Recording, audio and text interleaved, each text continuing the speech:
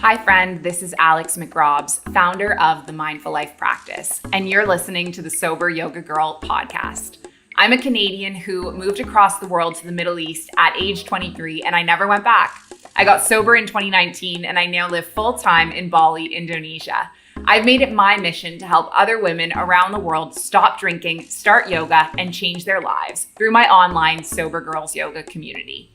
You're not alone, and a sober life can be fun and fulfilling. Let me show you how. Okay, so I am sitting here. Now I'm here in Abu Dhabi and I'm sitting here with Raquel, and Raquel's in Costa Rica. It is 7 a.m. where Raquel is. It is 5 p.m. where I am, which is pretty wild. And wherever you're watching, you can let us know in the comments what time it is where you are. But thank you so much for coming on today, Raquel. How are you? Thank you. I'm super happy to be here. I always love talking with you on these conversations.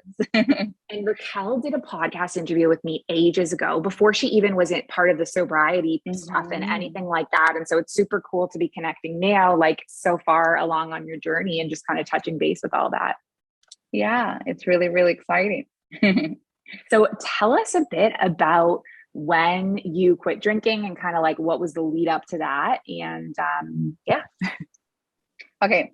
So I think I was always curious because a lot of people in the MLPC are sober. So a lot of teachers, and I noticed before you bring back the Sober Girls Yoga, I was already curious because I remember, for example, Lee was sharing a lot of her story. I remember Kathy also. So I was started to get interested on it. And then I noticed that you have this challenge on the website that is a 30-day challenge. And I feel that will be perfect. And I decided to do it just before my birthday. So it was, I feel the last week of February of this year.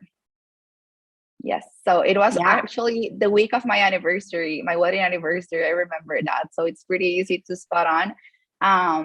But yeah, it's been it was up and down at the beginning, but then when I noticed where I was struggling with, and I remember I joined a few calls, the check-ins, and I speak with Lee about it. We have one-on-ones meetings, and that's what I was able just to achieve it completely. So it was really nice. It's a nice support group. I love that. And so when you said it was the week of your anniversary, did you end up spending your anniversary sober? Yeah. I was drinking a lot of teas, and because it was a mountain resort. The only time that I drink a sip of wine was because my husband has this surprise with chocolates and stuff. And he was like, "Are you really not drinking?" And I was more pressure. Those were the kind of things that I struggled at the beginning, peer pressure. I could not just stand up and say no. I remember that happened to me twice, that time. And then at a party that I was really sure that I didn't want to do it, but I was oh, nothing is gonna happen. It's just one time. But then I felt that I kind of betrayed myself because I knew that I didn't want to do that. So it was a learning experience those couple of times. Yeah, the peer pressure is the hardest, but that's amazing that you made it through in the first week, having a big event like that, an anniversary. That's a challenging thing to make it through sober. So well done. That's huge. Thank you. And how long now has it been that you're alcohol free? Since March. So 3-4 months. Yeah. But it feels so long, so much longer than that. I don't know. It feels I really feel a deeper connection with my body, and I don't know, I enjoy things differently. But yeah, part of that journey was just exploring it. I was not actually, when I had meetings with Lee, I was saying I don't think this is for me. I'm not gonna stay here. I'm too young. I don't know. This is too extreme. And then I was no, it's not extreme. It's the same. Yeah, that's so funny. How old are you, by the way? I'm 32. 32. Okay. Yeah. So you're not too young. I'm 30. Yeah.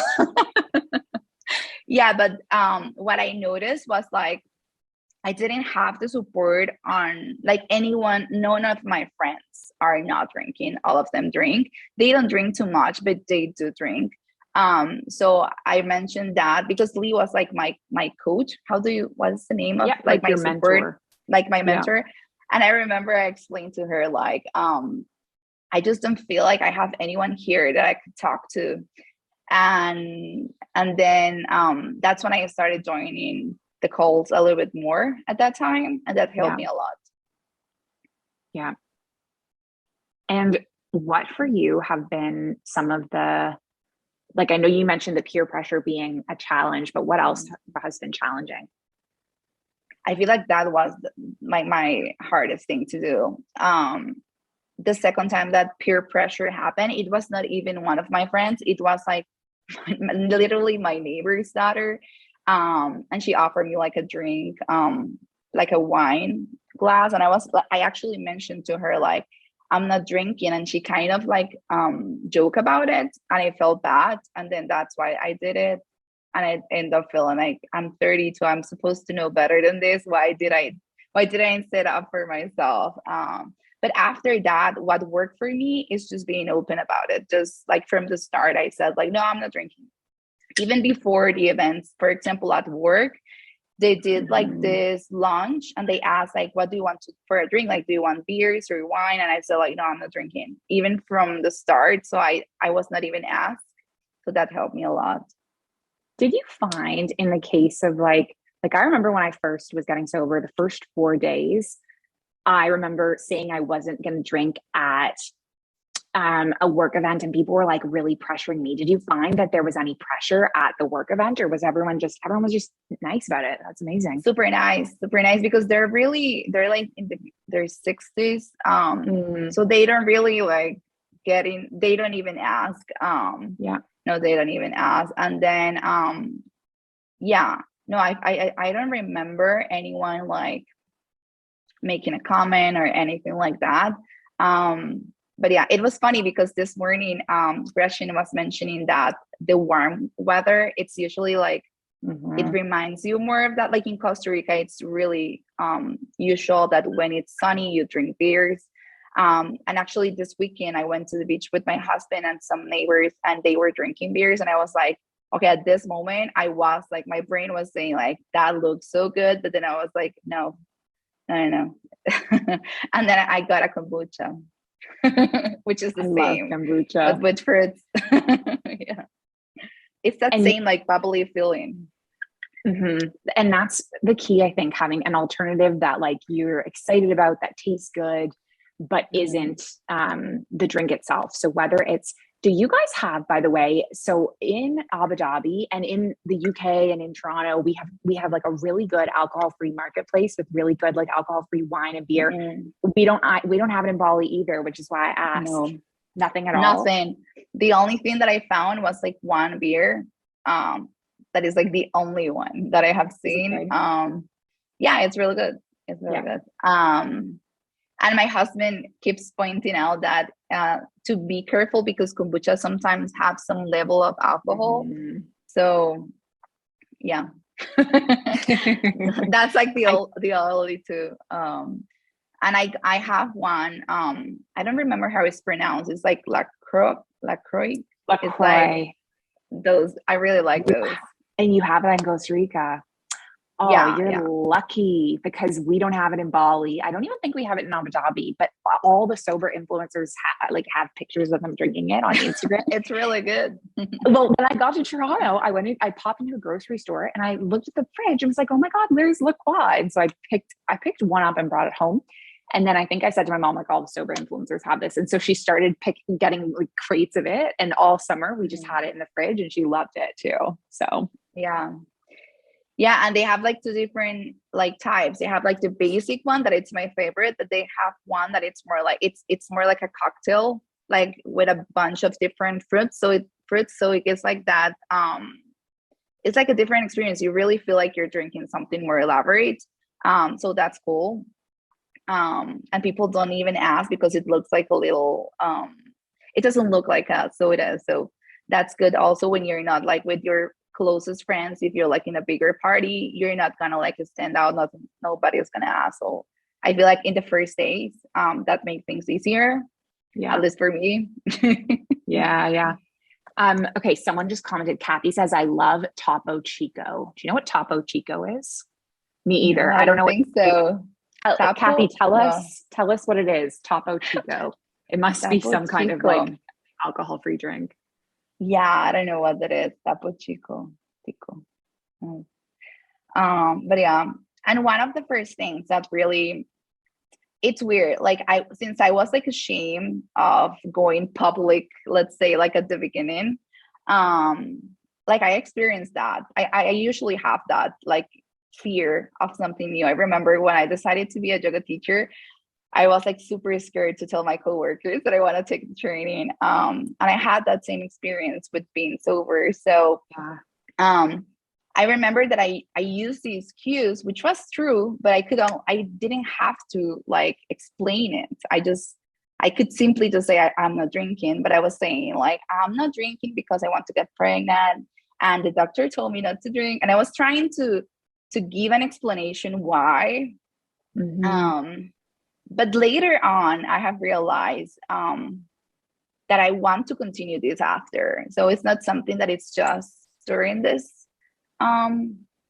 like experience. It's something that I want to continue to do after. You know, so that's really exciting.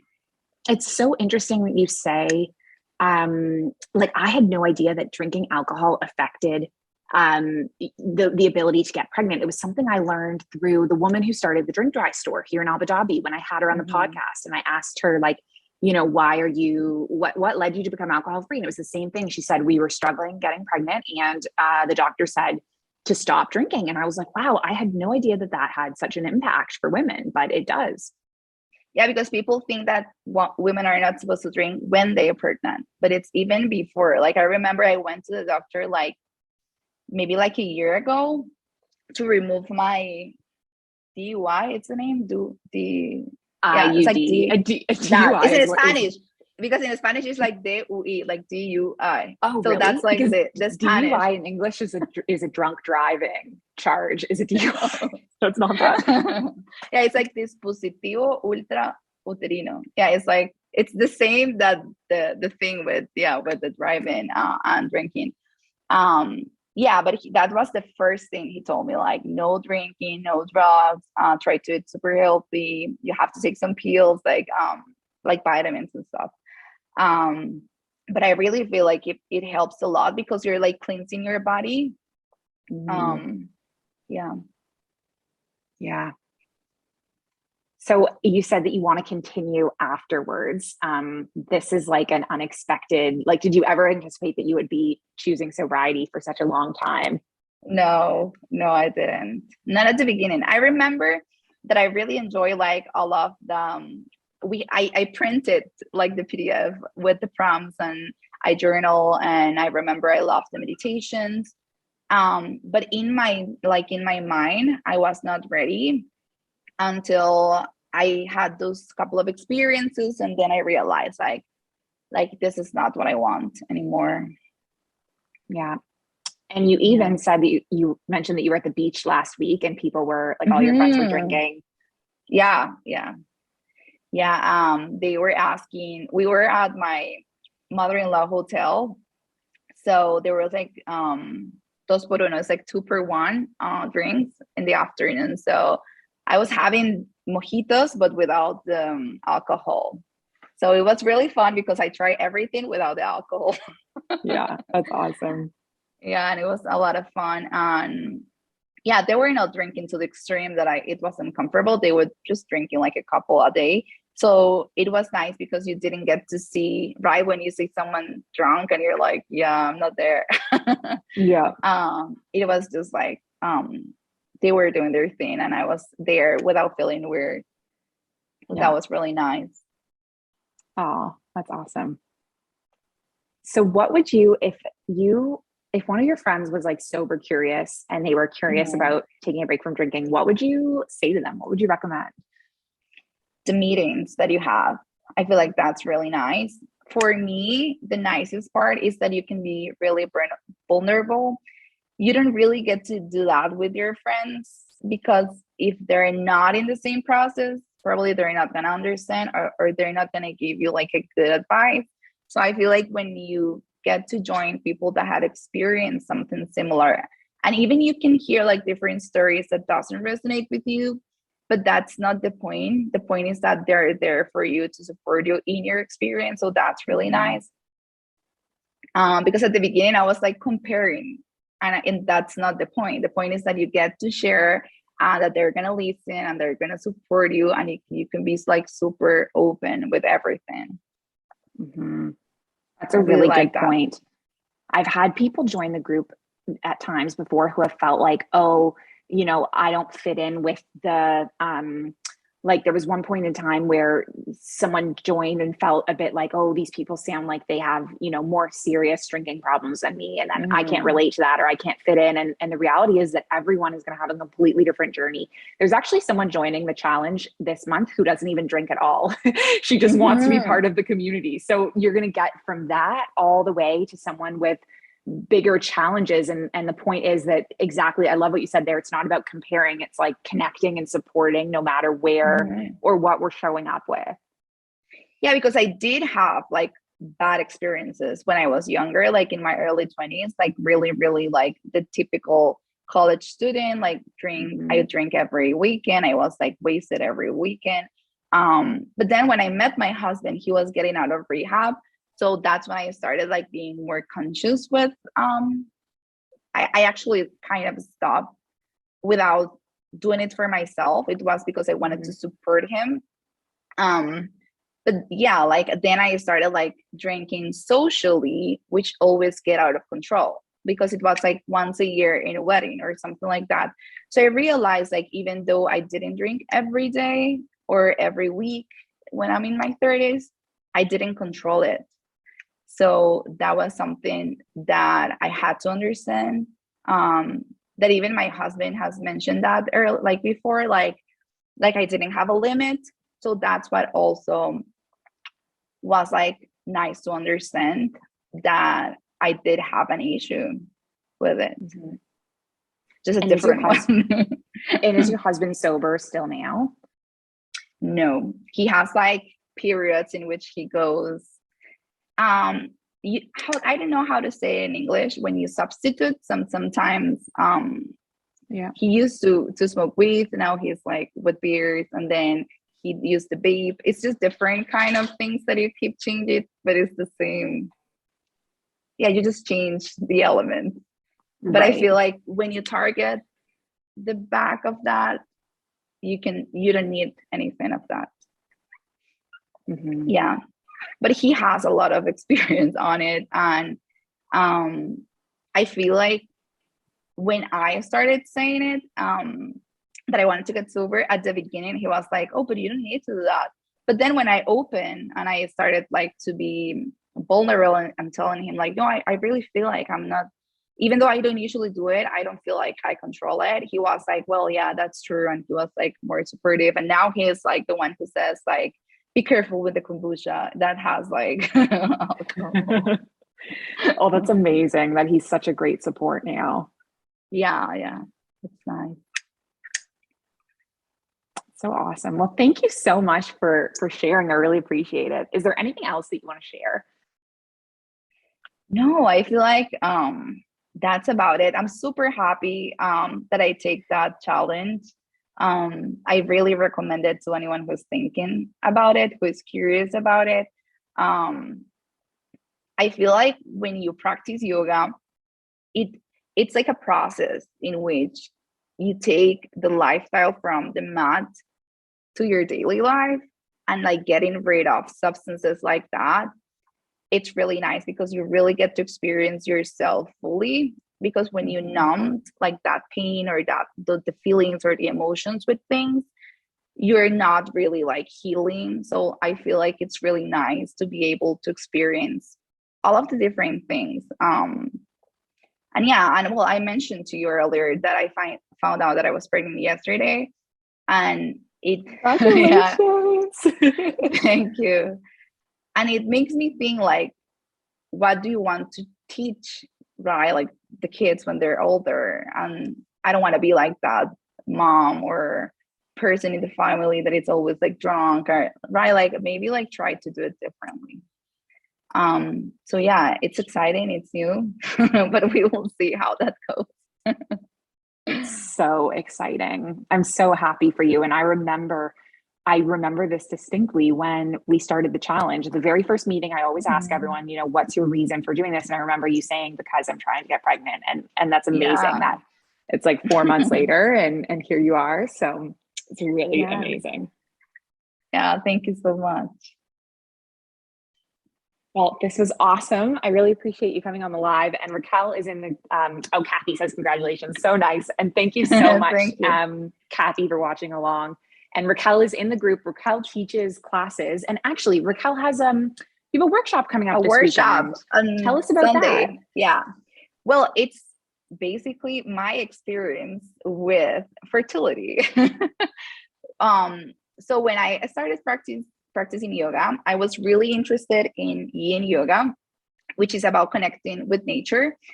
And then when I finished that, I started trying to get in connection with myself. And through that, I learned about mindful menstruation, which is basically understanding the different phases of your cycle throughout the month.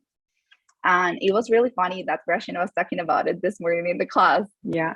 About the connection with the cycle, with the moons, because sometimes in the month we feel like more tired.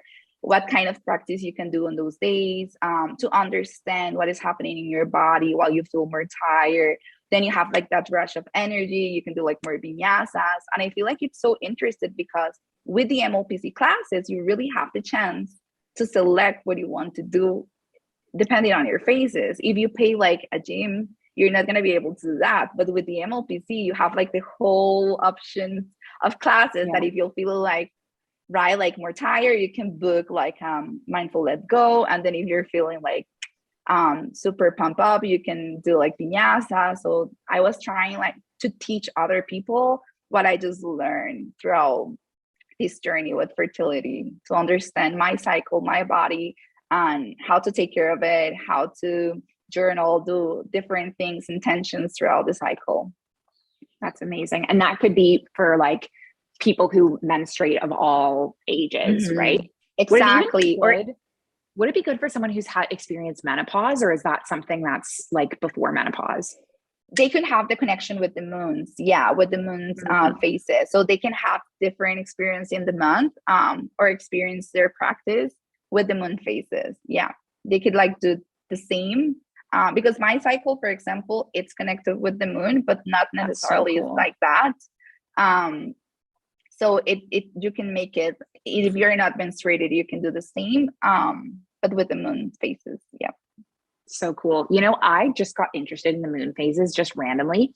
Well, it's always been kind of like in the peripheral of like what's going on in the yoga world.